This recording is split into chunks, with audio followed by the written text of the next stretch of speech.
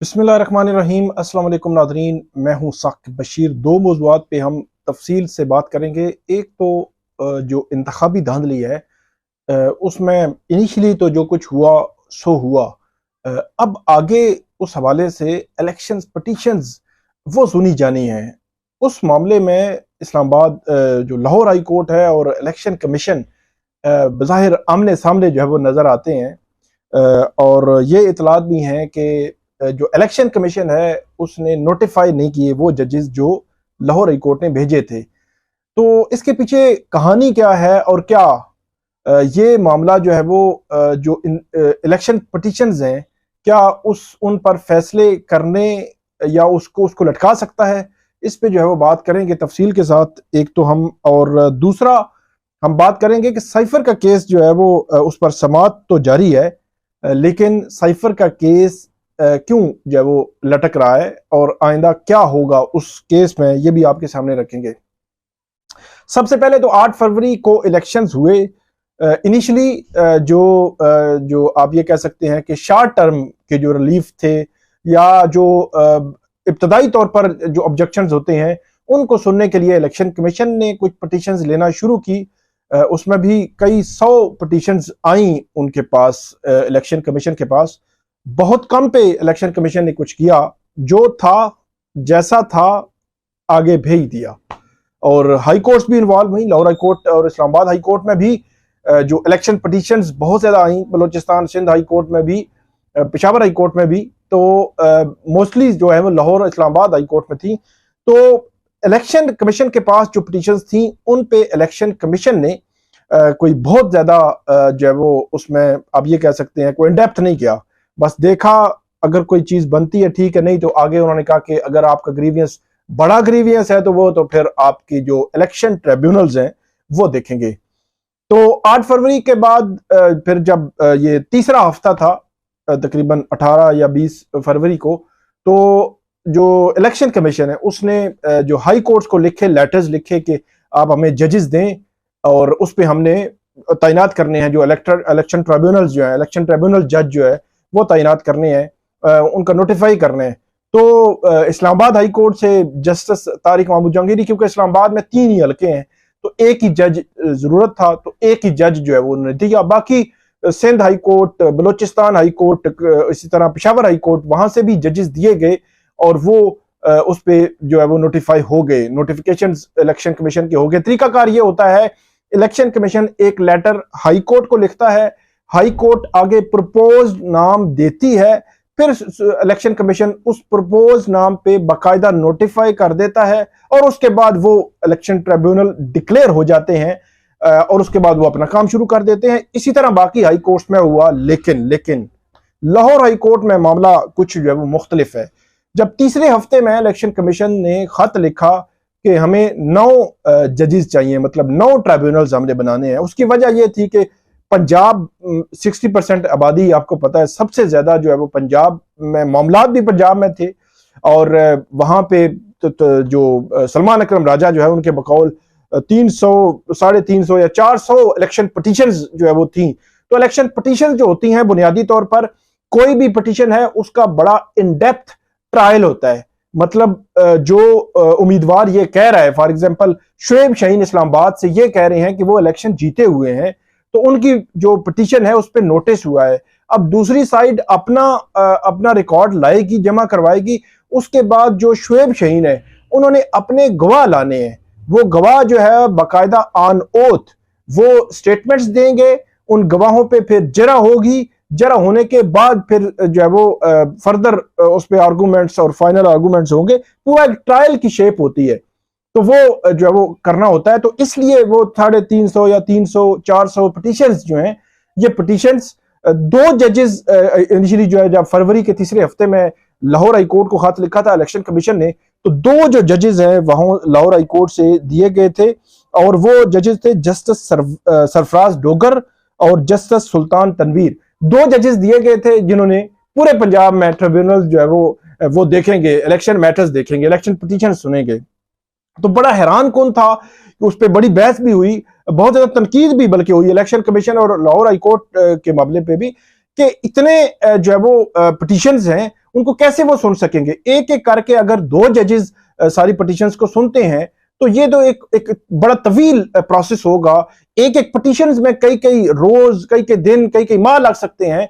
तो ये तो साल हर साल फिर पिटिशंस, इलेक्शन पिटिशंस ही चलती रहेंगी, क्योंकि कानूनी तौर पर 180 रोज में जिस दिन फाइलिंग होती है ये इलेक्शन पिटिशंस की, इलेक्शन पिटिशन वही है जो फॉर एग्जांपल शोएब शाहीन ने, सिंपली मैं शोएब शाहीन ही आपको एग्जांपल के तौर पर दे रहा हूं, शोएब शाहीन ने इस्लामाबाद हाई कोर्ट में दायरी की और उसके बाद फिक्स हो गया, तो वो उस दिन से वो 180 दिन काउंट होते हैं।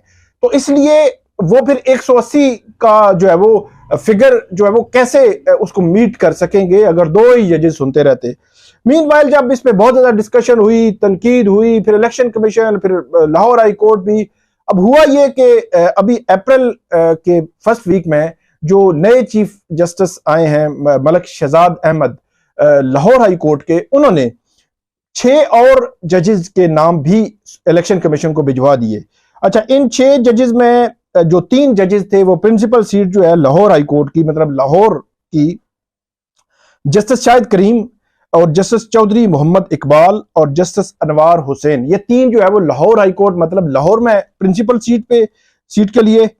उसके बाद Lahore high court Bahawalpur bench में जस्टिस आसिम हफीज, मुल्तान बेंच में जस्टिस राहील कामरान और रावलपिंडी बेंच में जस्टिस मिर्जा वकास रऊफ। मतलब 6 जजेस की एक लिस्ट बनाकर अप्रैल के फर्स्ट वीक में उन्होंने इलेक्शन कमीशन ऑफ पाकिस्तान को भेज दी।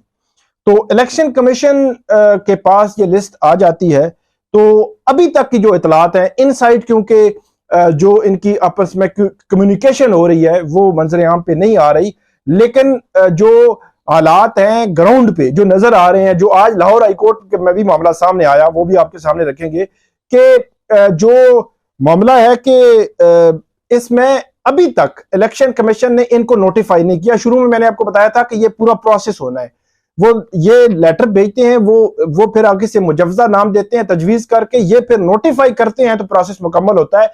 तो जो अप्रैल के फर्स्ट वीक में 6 नाम लाहौर हाई कोर्ट ने इलेक्शन कमीशन को भेजे थे, इलेक्शन कमीशन ने अभी तक नोटिफाई नहीं किए। इसका मतलब यह है कि 1 मंथ उसमें जाया हो गया, और 1 मंथ से मुराद अप्रैल से मई का बात कर रहा हूं, और इलेक्शन 8 फरवरी को हुए हैं। इन्होंने इनिशियली फरवरी के तीसरे हफ्ते में ये नाम मांगे थे, अगर चौथे हफ्ते में भी ये नाम आए हैं और बाद में अप्रैल में ये नाम आ गए हैं, तो मेरा ख्याल है कि अप्रैल के फर्स्ट सेकंड वीक में जो भी मामला था इसको रिजॉल्व करते और उसमें नोटिफाई कर देते ताकि टाइम जाया ना होता, क्योंकि अल्टीमेटली 8 फरवरी के इलेक्शंस पर बहुत गहरे, बहुत अहम सवालात मौजूद हैं, और उसकी क्रेडिबिलिटी जो है वो सवालिया निशान है जब तक कि ये सारे ट्रिब्यूनल्स इस सारे मामलात को देख नहीं लेते। तो मतलब ये बेहतर होता कि इलेक्शन कमीशन बजाय इसके कि अप्रैल फर्स्ट वीक से रखकर मई फर्स्ट वीक तक जो है वो, अभी 10 मई हो गए आज जब हम ये बात कर रहे हैं, तो ये रखता और उन्होंने नोटिफाई नहीं किया, तो उसका एक जाहिर सी बात है एक असर हो रहा है, उसमें एक ताखीर हो रही है, तवालत में जा रहा है मामला, जो है वो लटकता जा रहा है, और उसमें अल्टीमेटली लाहौर हाई कोर्ट ने तो भेजा हुआ है, इलेक्शन कमीशन ने कुछ नहीं किया। आज जो सलमान अकरम राजा हैं वो लाहौर हाई कोर्ट में जो है वो पेश हुए, और वहां पे उन्होंने 2 बातें की। नंबर 1, उन्होंने कहा एक तो इलेक्शन कमीशन को कहें कि जो लाहौर हाई कोर्ट ने अप्रैल के फर्स्ट वीक में 6 नाम भेजे थे उनको इलेक्शन कमीशन ने अभी तक नोटिफाई नहीं किया, वो नोटिफाई करे। नंबर 1 जस्टिस शाहिद करीम ने यह समाअत थी। और नंबर 2 उन्होंने कहा कि जब तक कि वो नोटिफाई नहीं होते तब तक जो है वो कोई पिटीशन भी ना सुनी जाए, क्योंकि इलेक्शन कमीशन को यह इख्तियार नहीं है कि वो कोई केस फिक्स करे कि फलां केस फलां जज सुनेगा और फलां केस फलां जज सुनेगा, ये नहीं हो सकता। इसलिए आज जो जस्टिस शाहिद करीम है लाहौर हाई कोर्ट के, उन्होंने फिर सलमान अकरम राजा की जो दरखास्त थी उस पर आर्जी रिलीफ दे दिया है, और उन्होंने कहा है कि बड़ी मतलब हैरानगी का इजहार भी किया। उन्होंने कहा कि इलेक्शन कमीशन ये मामला कैसे देख सकता है कि फिक्सेशन कैसे होनी है। उन्होंने कहा फिक्सेशन रजिस्ट्रार हाई कोर्ट ने करनी है, इलेक्शन कमीशन ने नहीं करनी। और ये उन्होंने कहा कि ये फिक्सेशन जो है इलेक्शन कमीशन कैसे कर सकता है। उन्होंने कहा है कि जब तक इजाफी जो 6 नाम chief justice Lahore high court ने इलेक्शन कमीशन को भेजे हैं, जब तक के वो नोटिफाई नहीं हो जाते तब तक जो है वो कोई केस इसमें फिक्स ना किया जाए। तो आज जो सलमान अकरम राजा जो है उनकी पिटीशन जो है उस पर भी कार्रवाई जो है वो अदालत ने जो है वो रुकवा दी है। तो वो तो जो कार्रवाई है वो अदालत ने फिर रुकवा दी। अदालत ने कहा है कि जब तक नोटिफाई नहीं होते तब तक नहीं है, और दूसरा इलेक्शन कमीशन से जवाब भी मांगा है। और ये बड़ा इंपॉर्टेंट है कि इलेक्शन कमीशन से अब इलेक्शन कमीशन जवाब देगा कि वो उन्होंने क्यों जो है वो नहीं किया नोटिफाई अभी तक जो मामला है, जो 6 जजेस हैं लाहौर हाई कोर्ट के चीफ जस्टिस ने नाम तजवीज करके भेजे हैं, क्यों नहीं अभी तक नोटिफाई किया गया। और उमूमी हालत में भी मैं ये समझता हूं कि इलेक्शन कमीशन को तो ज्यादा फिक्रमंद होना चाहिए कि उनकी इलेक्शन की क्रेडिबिलिटी पर सवालात हैं 8 फरवरी के इलेक्शन पर। और अगर ये ट्रिब्यूनल्स जल्दी काम करते हैं और अगर ये ट्रिब्यूनल्स ये कह देते हैं कि इलेक्शन कमीशन ने जो रिजल्ट दिए थे वो दुरुस्त थे, तो फिर तो इलेक्शन कमीशन के हक में ये चीज जाएगी ना। ये तो इलेक्शन कमीशन को ज्यादा करना चाहिए। लेकिन दूसरी तरफ सवालात तो दूसरी तरफ जाने भी हैं कि फॉर्म 45, 47 वाला मामला भी है, तो वो भी एक इशू है कि अगर वो जो रिजल्ट्स हैं इन इलेक्शन ट्रिब्यूनल्स के जो नताइज होंगे, जो फैसले होंगे, जो जजमेंट्स होंगी, वो अगर इनके खिलाफ आ जाती हैं उन फैसलों के, जो इलेक्शन कमीशन के जो फैसले हैं, तो फिर इलेक्शन कमीशन को डेफिनेटली इसमें सुबकी तो होगी। तो ये आज का सिनेरियो है जो इलेक्शन कमीशन और लाहौर हाई कोर्ट के मामले में आमने सामने जो है वो आ चुके हैं। लेकिन देखते हैं कि इलेक्शन कमीशन अब फर्दर इस पे क्या करता है और क्या कार्रवाई आगे बढ़ाता है। एक तो हो गया ये। दूसरा मामले पे आते हैं, वो है साइफर केस क्यों जो है वो लटक रहा है। साइफर केस में असल में हुआ कुछ यूं था कि अगर तो इमरान खान की लीगल टीम ये कहती कि साइफर केस में इनिशियली आप सजा मुअत्तल कर दें और इमरान खान की सजा मुअत्तल करके उनको जमानत पर रिहाई दे दें और उसकी अपील अपने टाइम पर आप जो है वो सुने, अगर तो जो इमरान खान की लीगल टीम ये कहती, क्योंकि अदालत ने इनिशियली ये कहा था, ये ईद से पहले की मैं बात कर रहा हूं, तो उस वक्त अदालत ने भी ये कहा था कि हम मेन अपील ही सुन रहे हैं, और फिर जो बैरिस्टर सलमान सफदर है उन्होंने भी ये कहा था कि मेन अपील ही सुने।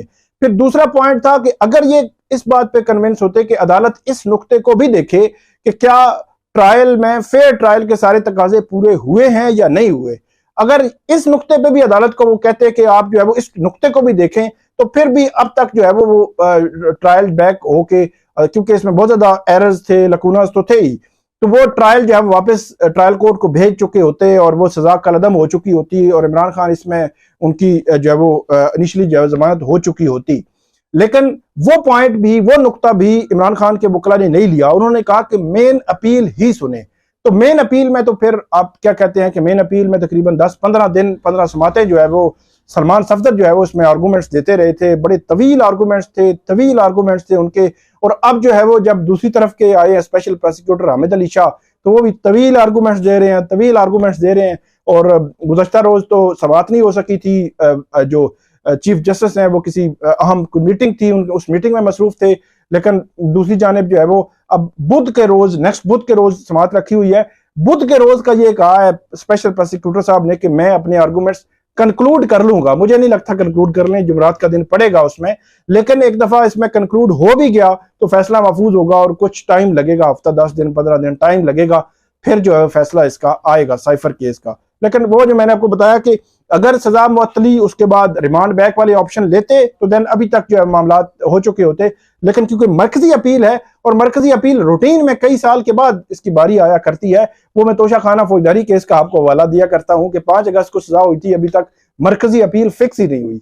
तो ये आज की हमारी जो वो आज की वीडियो थी। उम्मीद है आपको पसंद आएगी। हमारा यूट्यूब चैनल सब्सक्राइब कर लें, बेल आइकन का बटन जरूर प्रेस कर लिया करें ताकि जब भी हमको वीडियो अपलोड करते हैं तो फौरन आपको उसका लिंक मिल जाया करे। शुक्रिया।